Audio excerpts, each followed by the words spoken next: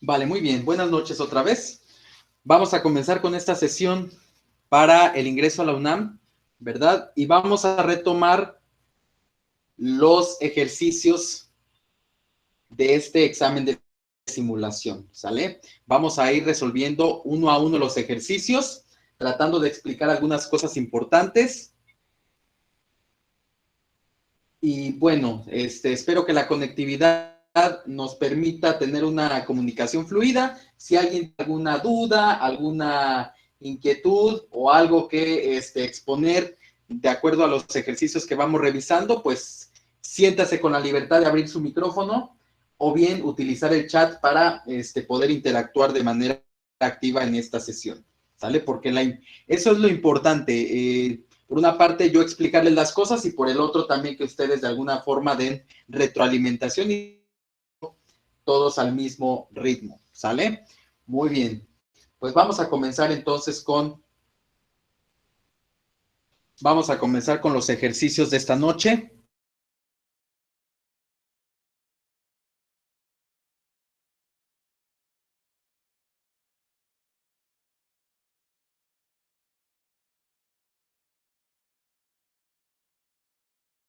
Punto Q 12,6, hay un punto R que se encuentra a la misma distancia de P y Q. ¿Cuál es el punto R? ¿Ok? Esa es la pregunta. Entonces, vamos a analizar el ejercicio. Cuando nosotros vemos un problema que tiene que ver con coordenadas, con puntos, tenemos que revisar la parte de geometría analítica, aquellos temas que seguramente ustedes vieron en tercer semestre de preparatoria, ¿ok? Este problema tiene que ver con un concepto que se llama punto medio, ¿sale? Vamos a analizar la situación. Dice aquí que entre el punto P y el punto Q hay un punto R que se encuentra a la misma distancia de P y Q. En otras palabras, el punto R se encuentra justo a la mitad, de la distancia de P a Q. Obviamente en el examen, pues ustedes no van a graficar los puntos, pero yo sí lo voy a hacer para que ustedes vean de manera gráfica qué es lo que está sucediendo. Entonces voy a dibujar rápidamente un plano cartesiano, recordando obviamente que el plano cartesiano tiene un eje horizontal que se llama eje X y tiene un eje vertical que se llama Y, ¿sale? Y entonces si nosotros ubicamos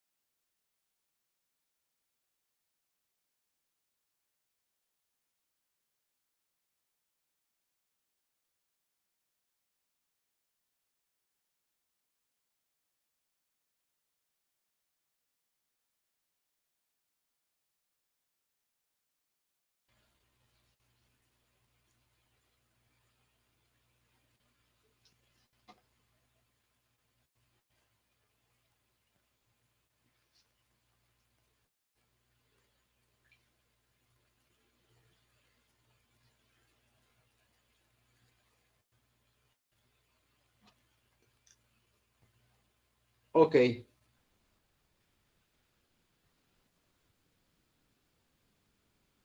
Ok, ok, perfecto.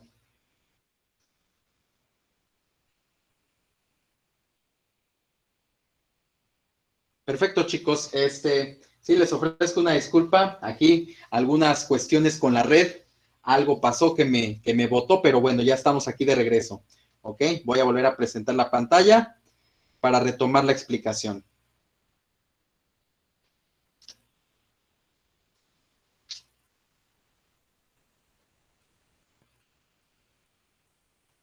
Bien, entonces ya estamos de nuevo otra vez.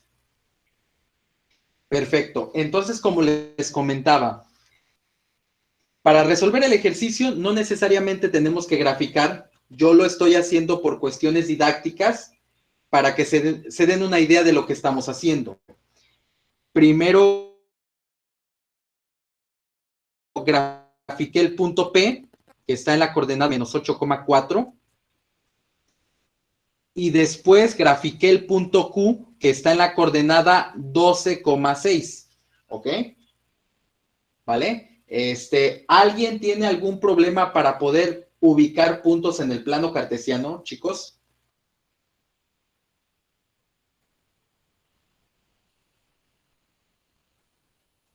No, profe. ¿No?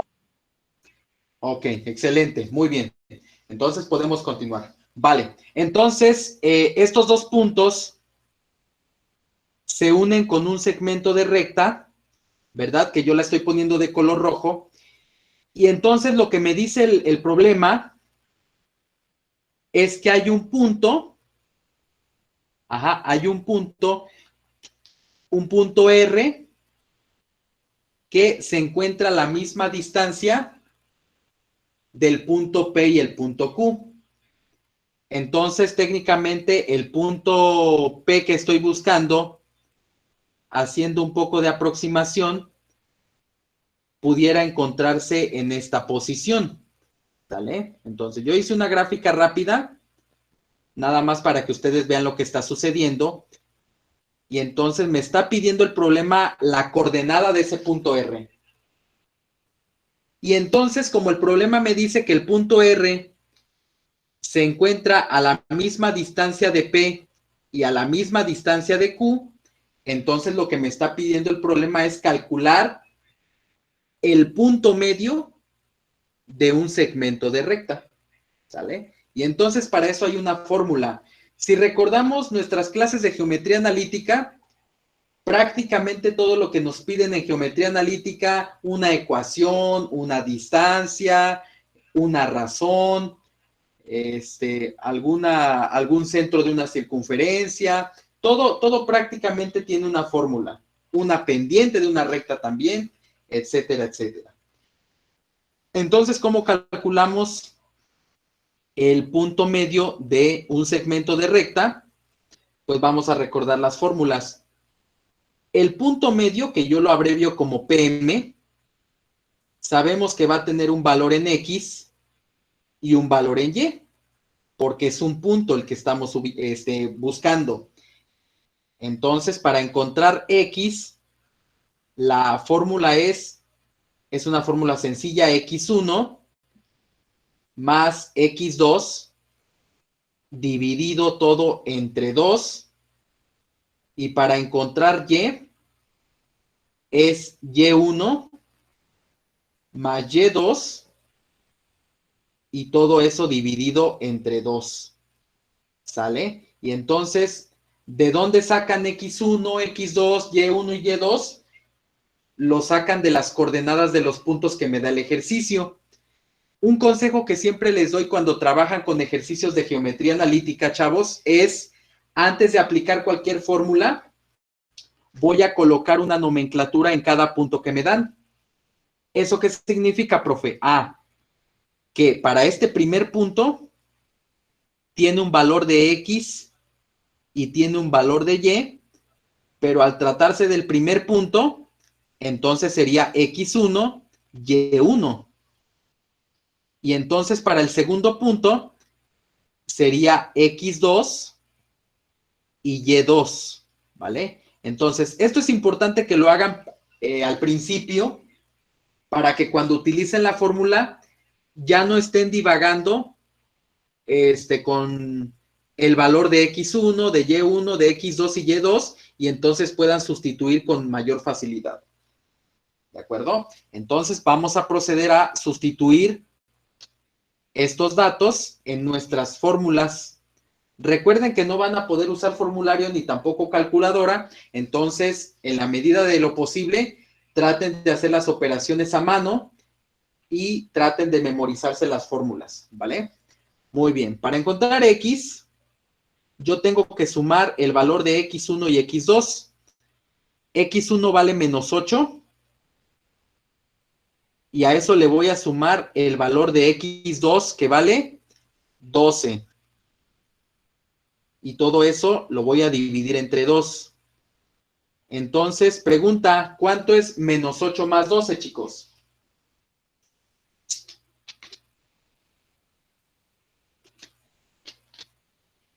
4. 4 positivo, ¿eh? Hay que tener mucho cuidado con los signos. Cuando tenemos dos números con diferente signo, se hace una resta. Al número grande le quitas el más pequeño. A 12 le quitas 8, te queda 4. Y el signo del número mayor es el signo que va en el resultado. Por eso es en 4 positivo. ¿Sale? Entonces, eso dividido entre 2, 4 entre 2 me da 2. Ya tengo el valor de X. ¿Sale? Entonces el valor de X es 2. Algo muy similar hacemos para encontrar el valor de Y. Para Y lo que tenemos que hacer es sumar Y1 más Y2. Y1 vale 4. Y a eso le voy a sumar el valor de Y2, que es 6. ¿Sale? Entonces son operaciones bien sencillas, simplemente no hay que perder la concentración. 4 más 6 son 10. Y 10 dividido entre 2 me da 5. Ahí está, 5. Entonces, puedo decir que el punto medio de ese segmento, en este caso el punto P, se encuentra en la coordenada 2,5. Recordando que primero se escribe el valor de X y después se escribe el valor de Y. Entonces, para este ejercicio, la respuesta correcta estaría en el inciso B. ¿Alguna duda hasta ahí, chicos? No, profe, todo bien. Vale. Entonces, simplemente hay que recordar las fórmulas y hay que hacer las operaciones de manera correcta y mucho cuidado con los signos, porque un signo es la diferencia entre crecer y desaparecer, ¿ok? Traten de respirar cuando resuelven problemas de matemáticas y por favor lean bien los problemas, ¿ok? Más vale un problema que tarde un poquito más en resolverse, pero que se haga bien, a empezar a resolver a lo loco y que al final las cosas se salgan de control. Muy bien. Vámonos entonces con el siguiente ejercicio que tenemos aquí abajo, que nos dice lo siguiente. En la figura anterior se observa el círculo trigonométrico. ¿Cuál expresión representa el seno del ángulo A? Ok, ahí la figura no se alcanza a ver mucho, entonces voy a recrearla un poquito más grande aquí en mi lado derecho. Tengo una línea aquí que es como un plano cartesiano y tengo un círculo. Ajá, entonces tengo un círculo por aquí, lo vamos a dibujar así. Y por aquí se forma una especie de triángulo rectángulo. Recordemos que el triángulo rectángulo tiene la característica de que tiene un ángulo de 90 grados. ¿Vale? Entonces tenemos un triángulo rectángulo de esta naturaleza. ¿Sale? Ahora bien, aquí nos dan algunas letras, ¿vale? No nos dan valores, nos dan letras. Entonces nos dice aquí que esta es la letra C. Por aquí tenemos la letra A y por acá tenemos la letra B. ¿Sale? Y aquí tenemos un ángulo de referencia, que aquí lo llaman A, pero en realidad se refiere al ángulo alfa, ¿sale? Nada más que aquí le parece que les dio flojera escribir correctamente el ángulo, y entonces pusieron ángulo A, pero en realidad se refiere al ángulo alfa, ¿sale? Ahora bien, aquí lo único que tenemos que hacer es recordar cómo se obtienen las razones trigonométricas. Recordemos que las razones trigonométricas, muchachos, son 6: seno, coseno, tangente, cotangente, secante y cosecante. Y cada una de esas razones trigonométricas yo la puedo calcular relacionando dos lados del triángulo rectángulo. Recuerden que en un triángulo rectángulo tenemos catetos y tenemos la hipotenusa, ¿vale? Entonces, imagínense que tenemos este triángulo rectángulo. A ver, déjenme ver, no me deja dibujarlo aquí como Dios manda. Entonces, lo voy a poner un poquito más grande aquí. Este triángulo rectángulo que estoy dibujando es justamente este de color azul, nada más que en tamaño grande. Entonces, aquí tenemos ubicado perfectamente nuestro ángulo de 90 grados. Por eso se llama triángulo rectángulo, porque tiene un ángulo recto. Ok, y entonces aquí tenemos la letra C, la letra A, la letra B y el ángulo de referencia, que en este caso es el ángulo alfa. Chicos, de acuerdo a ese triángulo que está dibujado, ¿cuál es la hipotenusa? ¿A, B o C? Sí. B, perfecto. Entonces, estas preguntas se las voy haciendo porque a veces cometemos el error de que obviamos que todo lo saben o que lo elemental lo saben, ¿ok? Entonces, por eso se los pregunto. La hipotenusa, muchos la conocen como el lado más largo. Esa es una definición aceptable, ¿ok? Y correcta. La otra definición de la hipotenusa es que la hipotenusa es el lado que se encuentra opuesto o frente al ángulo recto.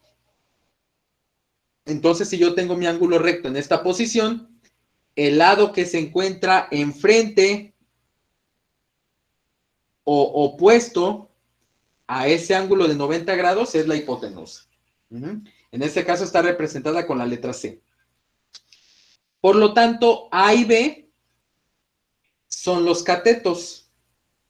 Cuando nosotros empezamos a hablar de trigonometría, de las funciones trigonométricas, esos catetos todavía reciben un nombre especial.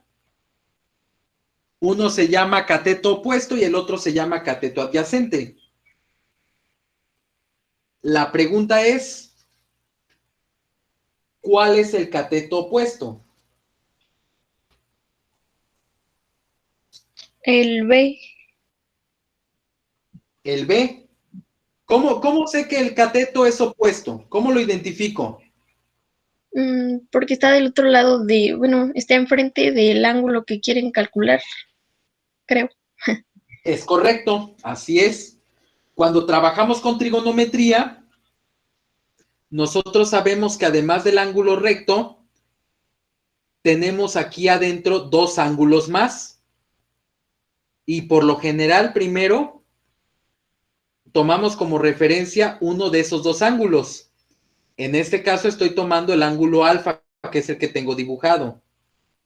Entonces, cuando yo quiero ver cuál es el cateto opuesto, como dice su compañera, el cateto opuesto es el que se encuentra enfrente de ese ángulo de referencia. Entonces, en este caso, el cateto que se encuentra enfrente, pues es el que está marcado con la letra B. Por eso, el cateto B es el cateto opuesto, que yo lo abrevio como CO. Ajá. Y ya el cateto A, por descarte, pues viene siendo el cateto adyacente.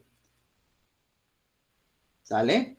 Entonces, siempre que vayan a trabajar con trigonometría, chicos, hay que ubicar en la hipotenusa, hay que buscar, o mejor dicho, ubicar a los catetos, tanto el opuesto como el adyacente. ¿Sale?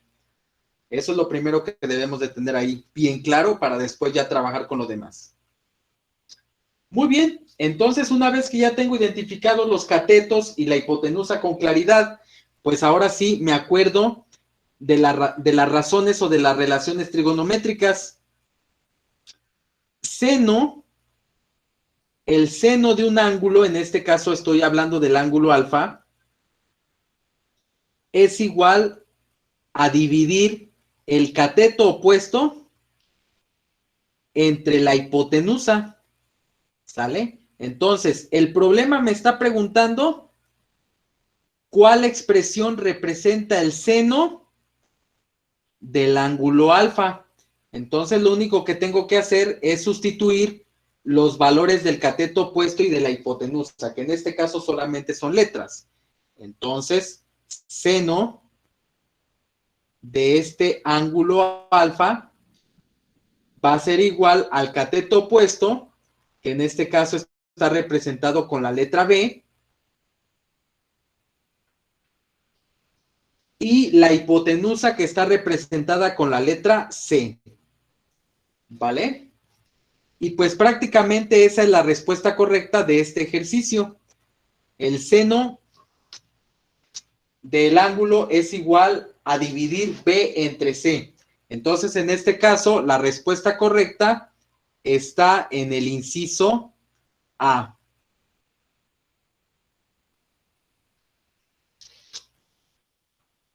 ¿Vale? Entonces, ¿qué tenemos que reforzar aquí? Revisar y recordar las funciones trigonométricas. Debemos también de recordar cómo identificar los catetos y la hipotenusa en un triángulo rectángulo, ¿vale? Y con esos dos elementos nosotros podemos darle respuesta a un ejercicio de esta naturaleza. ¿Vale? Muy bien. Hasta aquí, chicos, ¿alguna duda?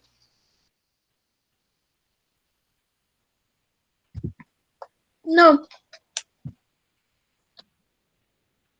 ¿No? Vale.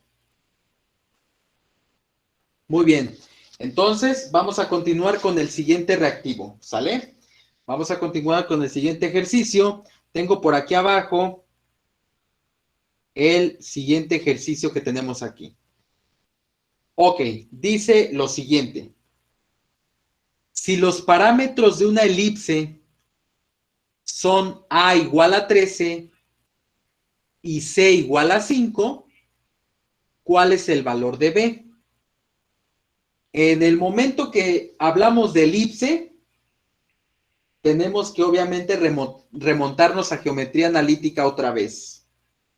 Recordemos que en geometría analítica se ven lo que son las cónicas, la circunferencia, la parábola, la hipérbola y la elipse. Ajá.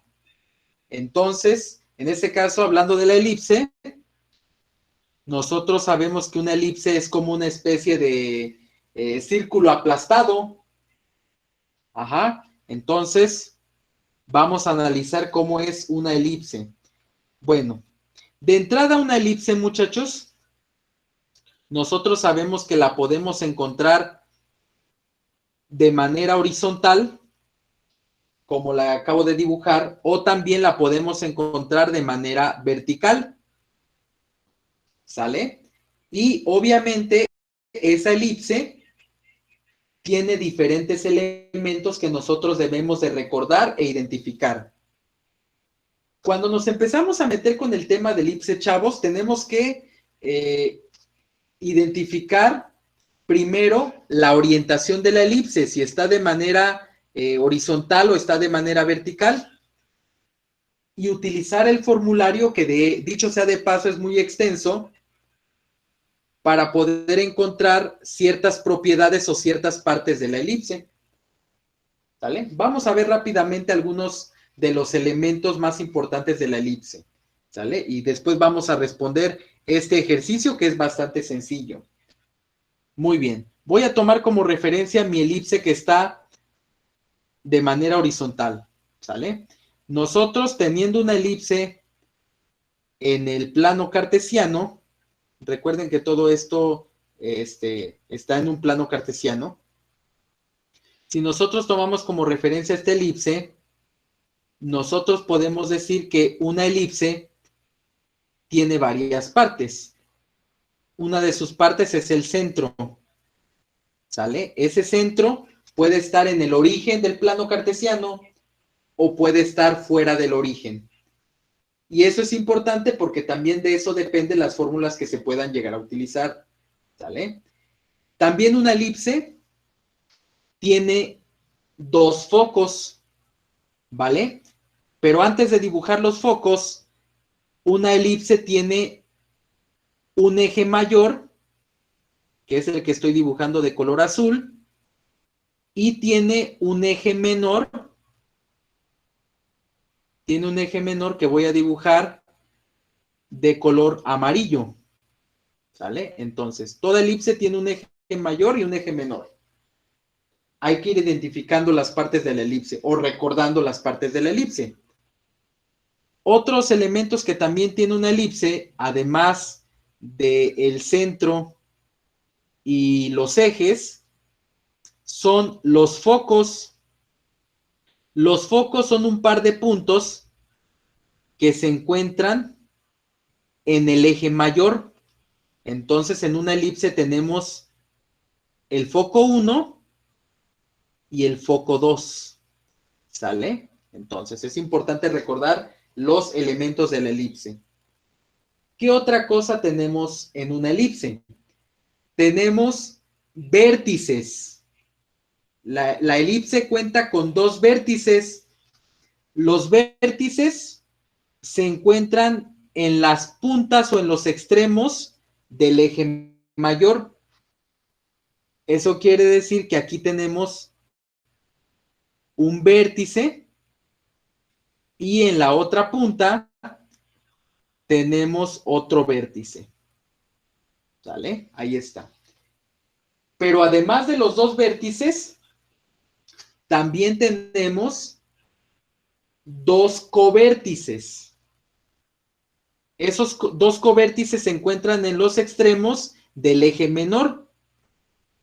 Entonces aquí arriba tenemos un covértice, que es el covértice 1, y aquí abajo tenemos el covértice 2.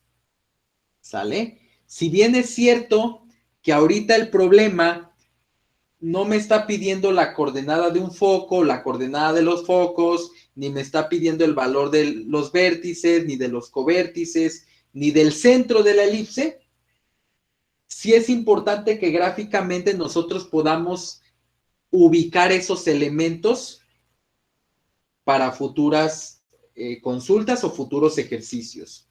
¿Vale? Entonces, son los elementos más principales de la elipse. Obviamente hay otros elementos como el lado recto, la excentricidad y demás.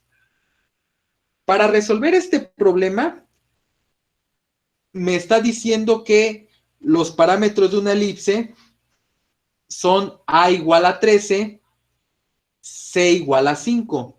Y me está preguntando por el valor de B. ¿Cuál es el objetivo de que yo les haya dibujado la elipse ahorita? Para decirles desde dónde a dónde se está midiendo A, se está midiendo C, y de dónde a dónde se va a medir B, ¿ok? O de dónde salen. Entonces, fíjense bien. En una elipse, muchachos, la distancia que hay del centro de la elipse a uno de los focos ya sea al foco que está de mi lado izquierdo o al foco que está a mi lado derecho, esta distancia del centro a uno de los focos se conoce como el parámetro C o simplemente la medida de C. ¿Sale? Ahí está. Ahora, la distancia que hay del centro de la elipse a uno de los covértices, esta distancia que voy a dibujar a continuación también de color rojo, esa distancia se conoce como el parámetro B. ¿Sale? Entonces tenemos aquí C y por acá tenemos el valor de B. ¿Sale? Gráficamente, esa es la manera de representarlos. Entonces, este ejemplo, C vale 5, es decir, esta distancia del centro al foco vale 5 unidades. La distancia del centro al covértice es justamente la que vamos a encontrar, porque me está pidiendo el valor de B. Y se forma un triángulo rectángulo. Y entonces esta distancia diagonal que hay del covértice al foco es lo que se conoce como el valor de A. ¿Sale? Ahí está. Entonces, esa es la manera de identificar el parámetro A, el parámetro B y el parámetro C.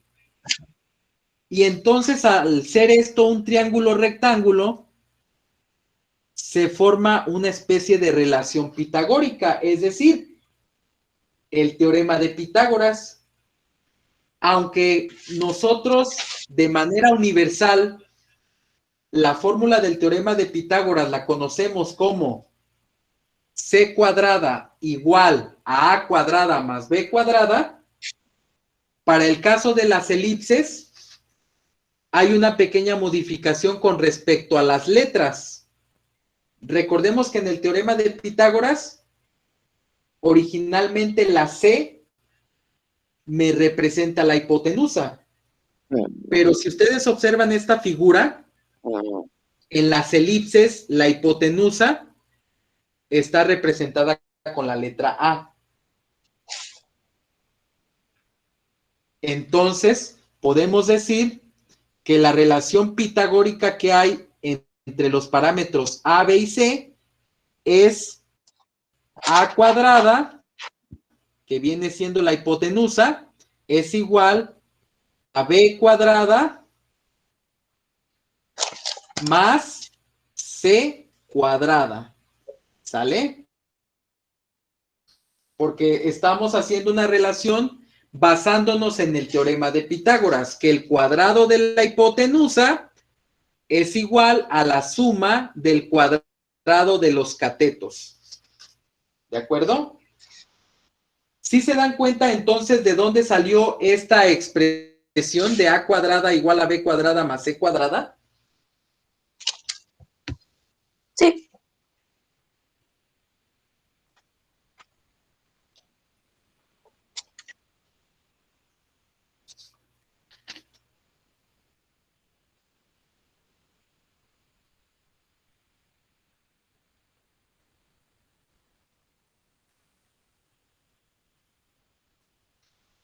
Entonces,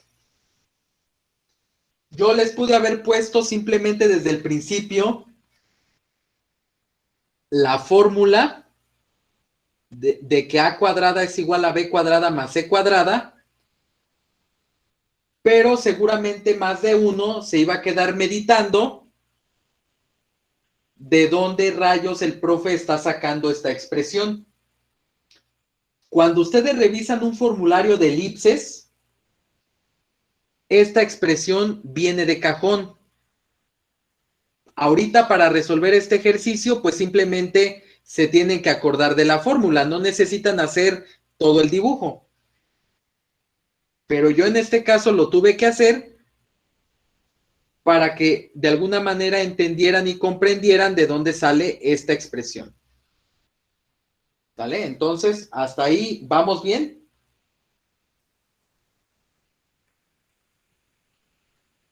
Sí, profe, vamos bien. Ok, vale. Entonces, lo único que tenemos que hacer para resolver este ejercicio, pues es hacer un despeje de esta fórmula, muchachos. Tenemos el valor de A, tenemos el valor de C y nos está pidiendo el valor de B. Entonces, si la fórmula dice que A cuadrada es igual a B cuadrada más C cuadrada, pues para yo despejar la letra B, primero necesito mover el C cuadrada, que está sumando y pasaría a mi lado izquierdo restando. Entonces, A cuadrada menos C cuadrada es exactamente igual a B cuadrada. Y para tener perfectamente despejada la letra B, necesito quitar el cuadrado. ¿Cómo se quita un cuadrado, muchachos? Sí, pasa con una raíz. Se pasa con una raíz cuadrada del lado contrario, ¿verdad? Entonces, la raíz de A cuadrada menos C cuadrada va a ser exactamente igual al valor de la letra B. Por lo general, cuando despejamos, la incógnita queda de mi lado izquierdo, pero en este caso hice el despeje en sentido contrario y no pasa absolutamente nada. Vamos a llegar al resultado, ¿ok? Entonces vamos a ponernos a hacer operaciones. B va a ser igual a la raíz cuadrada de A al cuadrado. A vale 13, entonces tengo que elevar el 13 al cuadrado, menos 5, que también va elevado al cuadrado. Entonces primero hay que resolver las potencias. 13 al cuadrado es una potencia común que se deben de aprender. Son 169, ¿sale? Menos 5 al cuadrado, que son 25. Recuerden que no van a poder utilizar calculadora, entonces hay que trabajar con el cálculo mental o hacer las operaciones a mano. Hacemos la resta de 169 menos 25. Eso me da 144. ¿Y cuál es la raíz cuadrada de 144, muchachos?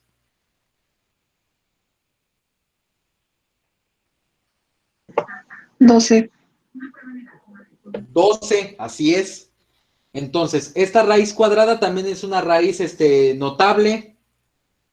Entonces, la respuesta es 12. ¿Sale? Entonces, el valor de B, cuando A vale 13 y C vale 5, es 12. Por lo tanto, la respuesta correcta se encuentra en el inciso C. ¿Vale? Pregunta, ¿todo esto que acabamos de hacer para encontrar el valor de B, ya lo sabían? Yo no. Ok, bueno, si alguno de ustedes ya lo sabía, pues perfecto, lo está reforzando, y los que no lo sabían, pues ahora ya lo saben, ¿ok? Entonces, hay que aprenderse esta relación que se parece mucho al teorema de Pitágoras, que de hecho de ahí viene.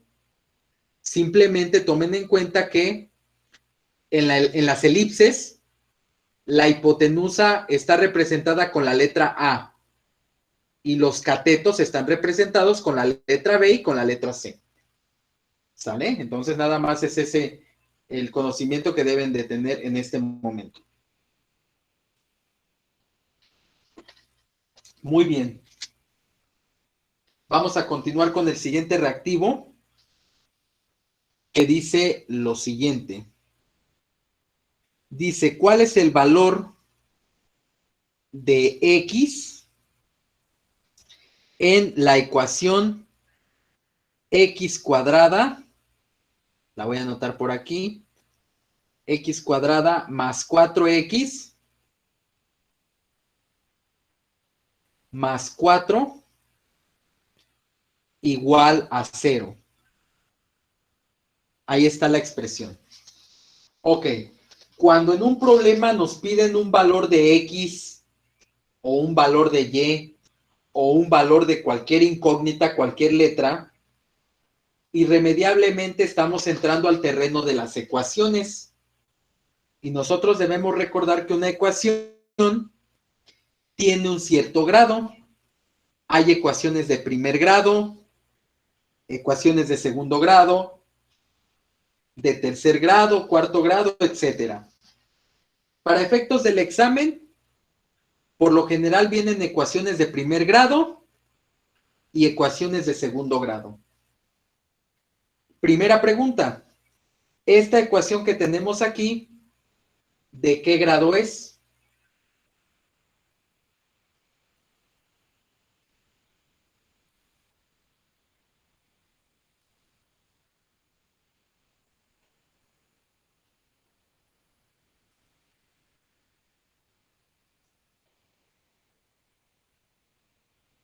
¿Es de primer grado, de De segundo segundo, grado? no sé, de segundo, creo, Es de segundo porque grado. estoy Ok. leyendo. Ajá. Ok. ¿En qué te basas para decir que es de segundo grado? Porque está elevado al cuadrado, creo, no me acuerdo. Ok. Ok. Vale, pues técnicamente estás en lo correcto. Fíjense bien, chicos. En una ecuación hay algo que primero tienen que analizar. El grado de la ecuación. ¿Sale? Entonces, lo primero que tienen que analizar en una ecuación es el grado de la ecuación. Oiga, profe, ¿y cómo me doy cuenta de qué grado es mi ecuación? Para saber el grado, yo necesito revisar el exponente más grande que aparece en la incógnita. En este caso, yo sé que la incógnita es la letra X y aquí tengo que la X me aparece dos veces. Aquí me aparece con un exponente 1 y aquí me aparece con un exponente 2. Como el exponente más grande es 2, entonces yo puedo afirmar que es una expresión de segundo grado. ¿Sale? El exponente más grande es el que manda. Por eso es de segundo grado. ¿Sale? Si, por ejemplo, tuviéramos una expresión como esta, menos 3x más 8 igual a 50, por poner un ejemplo, esta expresión es de primer grado, porque la incógnita tiene exponente 1 y es el exponente más grande que hay en el ejercicio. Entonces es de primer grado. Entonces, por ejemplo, basándonos en esto que les acabo de decir, esta tercera expresión que voy a poner a continuación, ¿de qué grado es?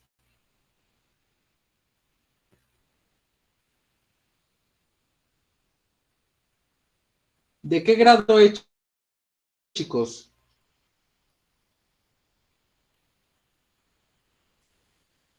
Así es, perfecto, Antonio, de tercer grado. De tercer grado, ¿sale? Entonces, esa es la manera en que nosotros identificamos el grado de una ecuación. Ahora bien, una vez que ya identifiqué el grado de la ecuación y que obviamente también ya identifiqué cuántas incógnitas hay, porque puede haber una incógnita, puede haber dos incógnitas o hasta tres incógnitas, entonces yo tengo que recordar de qué manera se resuelven las ecuaciones para cada uno de esos casos. En este caso es una ecuación de segundo grado con una sola incógnita, y para eso yo puedo utilizar diferentes métodos. Uno de ellos es la factorización. Otro de ellos es la fórmula general, la que normalmente conocen como chicharronera. Y recuerden que la fórmula general es menos b más menos raíz cuadrada de b cuadrada menos 4ac,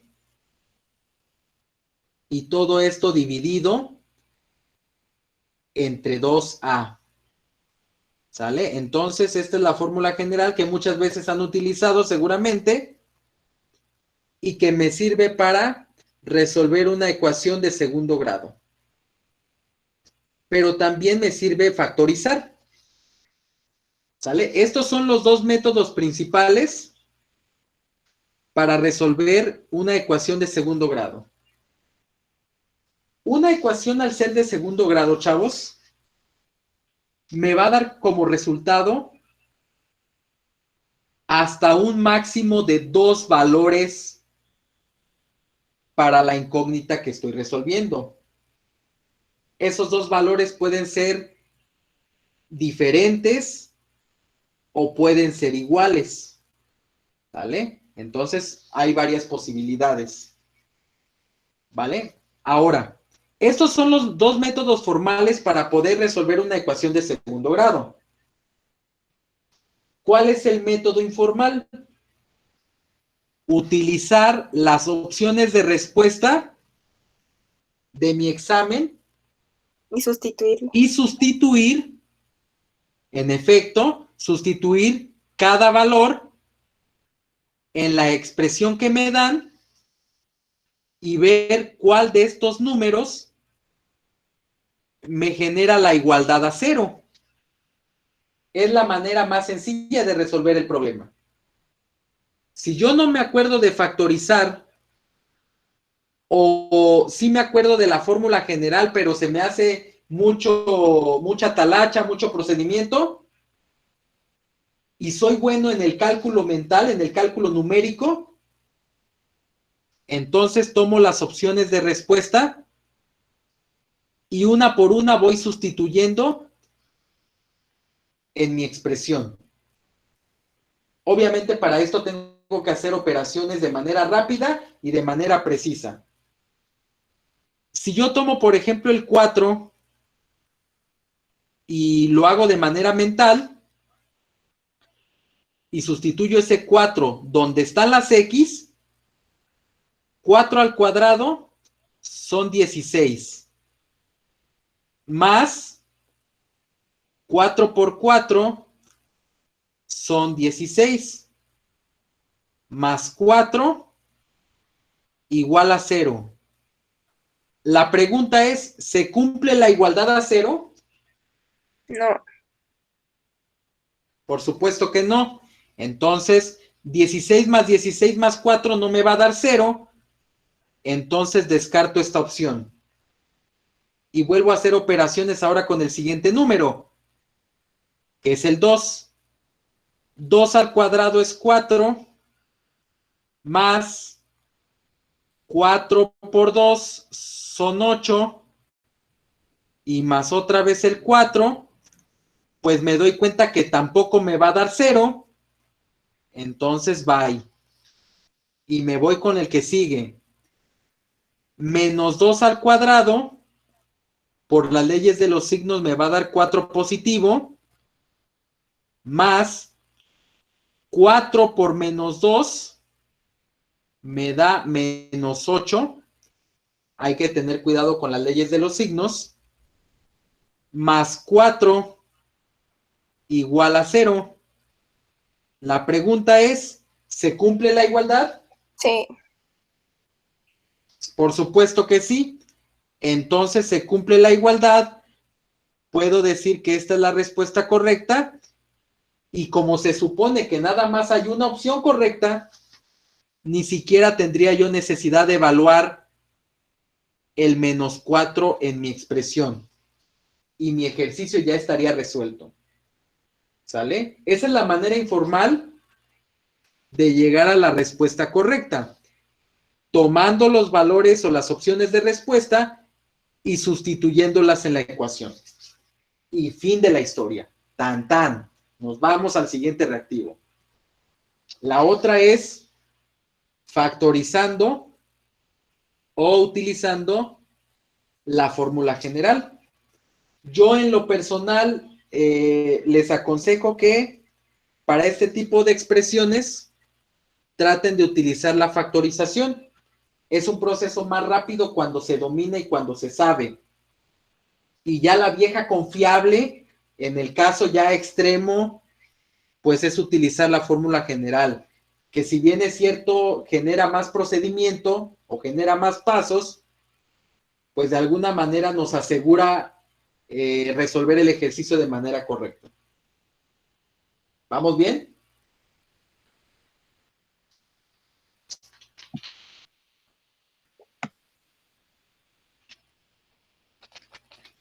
Vale, muy bien. Entonces ya nada más rápidamente, para factorizar esta expresión, aprovechando el bug de la factorización, esta factorización es una factorización de un trinomio de la forma x cuadrada más bx más c igual a 0. Entonces, recuerden que hay diferentes casos de factorización. Entonces, uno de los casos de factorización de trinomios es justamente de la forma x cuadrada más bx más c. Y este se utiliza cuando el coeficiente de la x cuadrada es un 1. Ajá. Entonces, es un 1 y entonces se utiliza este tipo de factorización. ¿Qué me dice la factorización de este tipo? Ah, que factorizar un trinomio de esta manera me va a generar dos factores. Ajá, dos factores, entonces pongo dos pares de paréntesis y todo esto va igualado a 0, ¿sale? Y en esos paréntesis yo voy a colocar ciertos elementos, ¿ok? Entonces, de acuerdo a cómo nos enseñaron la factorización de estos trinomios, seguramente les dijeron, ah, bueno, tienes que sacarle raíz cuadrada al primer término, en este caso raíz cuadrada de x cuadrada, raíz cuadrada de x cuadrada, es exactamente igual a x, porque se elimina la raíz con el cuadrado, y entonces esta x se escribe al principio de cada factor. Después, en el trinomio, el signo de en medio va en uno de los dos factores. Como aquí el signo de en medio es positivo, entonces uno de los dos factores va a tener un signo positivo en medio. Y después, multiplicando estos dos signos, me va a dar el signo que va a ir en el otro factor. Para este ejemplo, más por más es más, entonces aquí va a ir otro positivo. Y una vez que ya tengo esto, seguramente les dijeron que había que buscar dos números que multiplicados me den el número que está en el tercer término y que sumados o restados me diera el número que está en medio. Entonces, dos números que multiplicados me den 4 positivo y que sumados también me den 4, pues es el 2 y el 2, ¿verdad? 2 por 2 me da 4, 2 más 2 también me da 4. Y entonces se tienen que cumplir las dos condiciones para tener la factorización de manera correcta. Y una vez que ya tengo la factorización, tomo cada factor, lo igualo a 0 y despejo la letra X. Entonces, X más 2 es igual a 0 y al despejar X, ese 2 que está sumando pasaría restando. Entonces, 0 menos 2, pues me da el menos 2, que es justamente la respuesta correcta de este ejercicio. Ajá. Y obviamente lo mismo va a pasar para el otro factor. X más 2 va a ser igual a 0. Y al despejar también X va a valer menos 2. ¿Vale? Esa sería la manera de hacerlo utilizando la factorización. Aquellos que tengan problemas con factorización, obviamente nosotros vamos a explicar factorización en algún momento de las clases, pero sí es importante que tomen conciencia que la factorización es un tema fundamental, porque nos sirve para resolver ejercicios de geometría analítica, nos sirve para resolver ecuaciones de segundo grado, ¿sale? Nos sirve para simplificar fracciones algebraicas. En fin, nos sirve la factorización para varias cositas y debemos de estar conscientes de que debemos saber factorizar si queremos resolver un ejercicio de manera rápida. ¿Vale? Muy bien. Siguiente ejercicio, prácticamente va a ser el penúltimo ejercicio que vamos a resolver esta noche. Tenemos por aquí este reactivo que dice, ¿cuál es la gráfica de la función f de x igual a e elevado a la x? F de x igual a e elevado a la x. Ok, entonces ya empezamos a meternos en el terreno de las funciones. Funciones que por lo general se ven en cuarto semestre de preparatoria. Ajá, un poquito cuando empezamos a ver precálculo, antes de llegar a ver límites y derivadas e integrales, empezamos a ver funciones. Cuando trabajamos con funciones, una de las cosas que debemos de tener prácticamente memorizadas son las gráficas de las funciones más comunes. ¿Sale? Debemos de tener identificado primero el tipo de función que tenemos enfrente y después la gráfica más común que está asociada a ese tipo de función. Nosotros tenemos en matemáticas diferentes tipos de funciones. Por ejemplo, tenemos, nada más por citar algunos ejemplos, luego vamos a explicar esto con más detalle. Tenemos, por ejemplo, funciones como f de x igual a 3x más 2. Esta es una función de primer grado o también se le conoce como función lineal.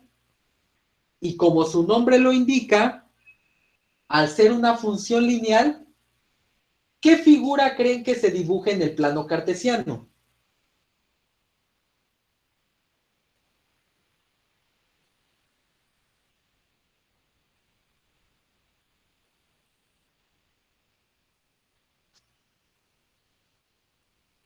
Si es una función lineal y la grafico, ¿qué figura creen que se dibuje? ¿Una recta?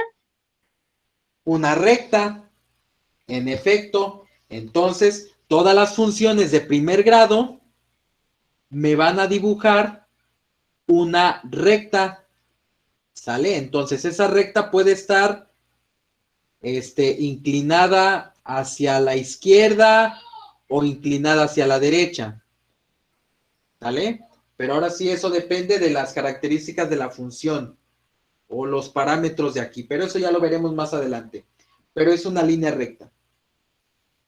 Tenemos otro tipo de función que es la función de segundo grado.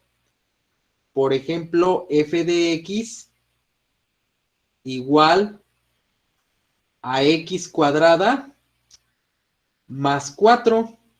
Es un ejemplo de una función de segundo grado. ¿Alguien sabe qué figura se forma cuando dibujamos o graficamos una función de segundo grado?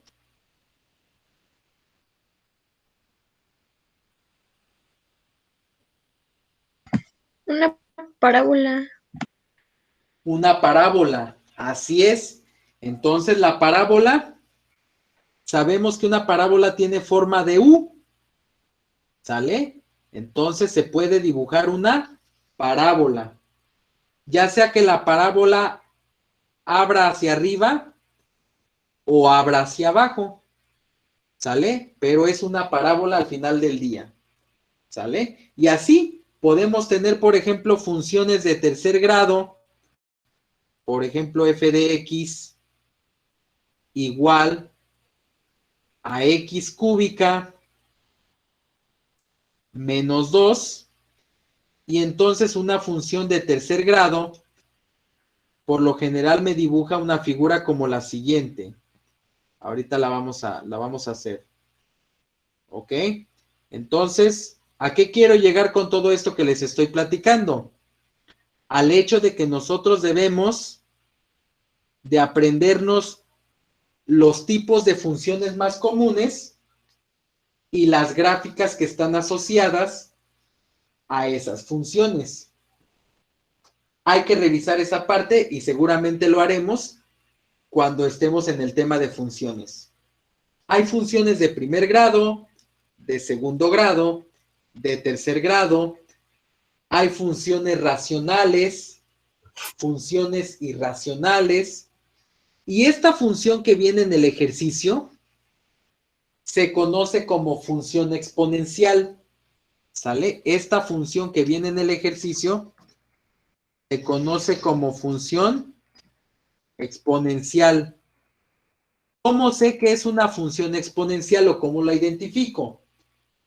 Porque la letra X se encuentra como exponente de una base.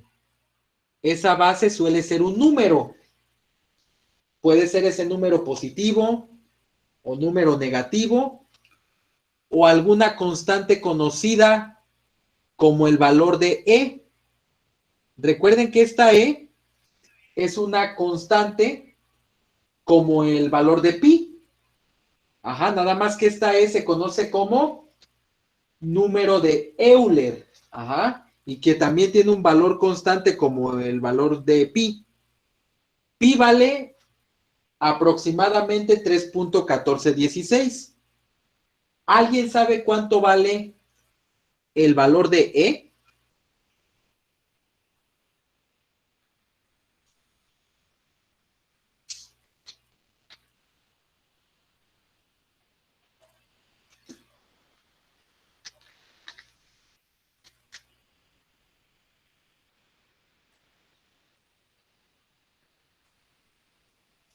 ¿Nadie?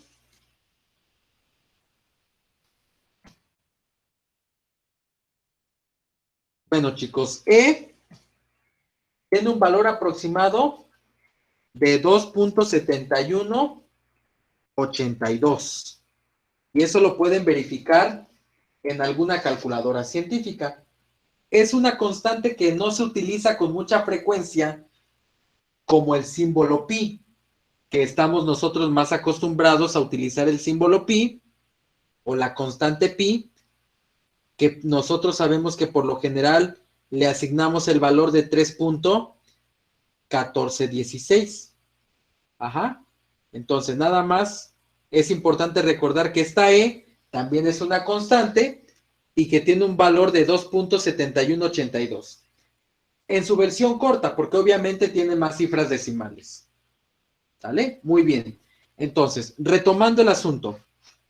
F de x igual a E elevado a la x es una función exponencial, porque la incógnita x o la variable x se encuentra en el exponente de la base o en el exponente de la potencia. ¿Ok? ¿Sale? Esta gráfica de la función e a la x es una gráfica muy conocida. Como es una función exponencial, significa que la gráfica va a formar una línea curva que tiende a subir, que tiende a elevarse, ¿ok? Entonces, si yo la grafico, tendría como gráfica lo siguiente. Tenemos aquí el plano cartesiano y entonces, al ser una función exponencial, cumple la característica de que es una línea curva que poco a poco comienza a subir. A ver, déjenme ver, ahí está. Una línea curva que poco a poco comienza a subir. Entonces forma un gráfico muy similar a esta línea que les acabo de dibujar. Y entonces yo puedo ver que la gráfica que más se asemeja a esta tendencia que forma parte de la función exponencial e a la x es la que se encuentra en el inciso D. Nosotros podríamos comprobar esta gráfica si nosotros hacemos una tabla de valores, si hacemos una tabulación. Ajá, una tabla de dos columnas con X y Y, le asignamos valores a X y encontramos los valores de Y. Pero obviamente todo eso es innecesario porque nos implica tiempo y tiempo es lo que menos vamos a tener en el examen. ¿Ok? Simplemente tenemos que recordar para este ejemplo que la función exponencial e elevada a la x siempre va a tener una tendencia gráfica a subir de esta manera. ¿Sale? Entonces tenemos que asociar los tipos de funciones a las gráficas que se pueden generar para que entonces podamos resolver este tipo de problemas. Porque ahorita les preguntaron por la gráfica de la función exponencial e a la x. Pero a lo mejor les pueden preguntar por la gráfica de esta función de segundo grado y entonces tendrían que buscar entre sus 4 opciones una parábola. Y así con cualquiera de las otras funciones. ¿Vale? ¿Alguna duda, chicos?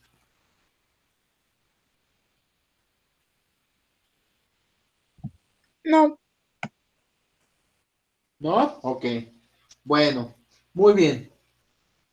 Entonces, voy a resolver el último ejercicio para que ya nos vayamos a descansar todos un ratito y mañana se levanten con más energía. ¿De acuerdo? Tenemos aquí el último ejercicio del día de hoy. ¿Qué nos dice este ejercicio? Dada la expresión ax elevado a la m más bxy más cy a la n más dx más ey más f, ajá, nos pregunta qué valores debe tomar m y n para que sea la ecuación general de segundo grado para una sola variable. Muy bien. Tenemos esta expresión. AX, pero la X está elevada a la letra M, más BXY. Y luego tenemos más CY elevada a la N. Tenemos también más DX más EY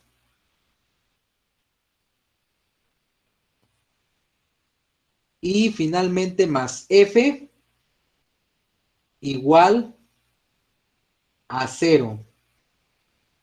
Nos pregunta que cuánto debe valer la m y cuánto debe valer la n para que esta expresión que tengo aquí forme una ecuación general de segundo grado con una sola incógnita. Porque si nosotros observamos aquí, tenemos dos incógnitas, la X y la Y. La letra A, la B, la C, la D y la E y la F son números, ¿ok? Pero la X y la Y son las incógnitas. Entonces, ¿qué tenemos que hacer? Sustituir cada uno de estos incisos en el valor de la letra M y en el valor de la letra N y ver cómo se comporta la expresión que tengo aquí. ¿Sale? Entonces, para el inciso A sería AX al cuadrado, porque M vale 2. Estoy utilizando los valores del inciso A, más BXY, y luego tengo más CY al cuadrado, y obviamente tengo más DX más EY y más F igual a 0. ¿Qué es lo que puedo observar yo de aquí? Que me quedan las dos incógnitas elevadas al cuadrado. Es decir, tengo una ecuación general de segundo grado, pero con dos variables. Las dos variables me quedan al cuadrado. ¿Sí? Y entonces, eso significa que el inciso A no puede ser la opción, porque lo que me están pidiendo es que me quede una ecuación de segundo grado para una sola incógnita. Y en este caso, pues tengo cuadrados en las dos incógnitas. No puede ser esa la respuesta correcta. Nos vamos con el siguiente inciso. M vale 2 y N vale 0. Entonces tendríamos AX al cuadrado más BXY. Luego tendríamos más CY y la Y va elevada a la 0. Y luego más DX más EY más F igual a 0. Todo esto se repite. ¿Sale? Muy bien. ¿Qué vamos a observar aquí? Nos damos cuenta que la X me queda de segundo grado. ¿Y qué pasa con la letra Y? Y está elevada al exponente 0. Y recordemos que toda cantidad elevada al exponente 0, ¿a qué es igual, muchachos? A 1.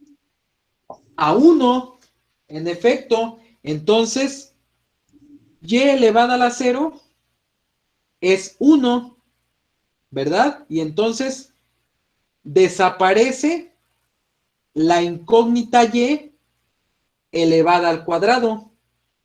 ¿Sí? Desaparece la incógnita Y elevada al cuadrado porque Y a la 0 es 1 y 1 por C, pues me quedaría más C, ¿no? Entonces, esta partecita, este término de aquí, me quedaría simplemente más C. Me quedaría una expresión de segundo grado únicamente para la variable X. Es decir, una ecuación de segundo grado para una sola variable, que en este caso es la letra X, y entonces yo puedo decir que la opción correcta es el inciso B. Si yo hago las pruebas con el inciso C y con el inciso D, no van a poderse aplicar porque tendríamos para el inciso C AX a la cuarta, porque M vale 4, y por acá tendríamos más CY, y la Y estaría elevada al cuadrado. Tendríamos una ecuación de segundo grado para una variable y una ecuación de cuarto grado para la otra variable. ¿Sale? Y no es lo que estamos buscando. Y en la opción D tendríamos AX a la 0 y por acá adelante tendríamos más CY elevado a la cuarta. X a la 0 se convierte en 1. 1 por A me queda la letra A. Y entonces me quedaría una expresión o una ecuación de cuarto grado para una sola incógnita que sería la letra Y. Pero no nos están pidiendo una ecuación de cuarto grado. Nos están pidiendo una ecuación de segundo grado para una sola incógnita. Y es por eso que los valores de M y N tienen que ser para M2 y para N0 para poder lograr lo que nos están pidiendo en el ejercicio. ¿De acuerdo? Muy bien. ¿Sí quedó un poquito claro este último ejercicio? Sí, profe. Vale, perfecto. Pues ya está, chicos. Nos faltan algunos reactivos. Seguramente los resolveremos en la siguiente sesión y luego empezaremos a ver de lleno los temas y seguiremos trabajando con reactivos. ¿Vale? Les agradezco que se hayan desvelado un poquito conmigo. Gracias a todos por estar aquí. Nos vemos la siguiente sesión y recuerden, las sesiones quedan grabadas por si las quieren volver a revisar después. Que tengan una excelente noche. Bendiciones, abrazos y cuídense mucho. Nos vemos mañana. Buenas noches. Adiós, Coraline. Adiós, Antonio. Hasta luego. Hasta mañana, Hasta profe. luego. Bonita noche a todos. Hasta mañana. Gracias, profe. Adiós. De nada. Adiós, Marisa.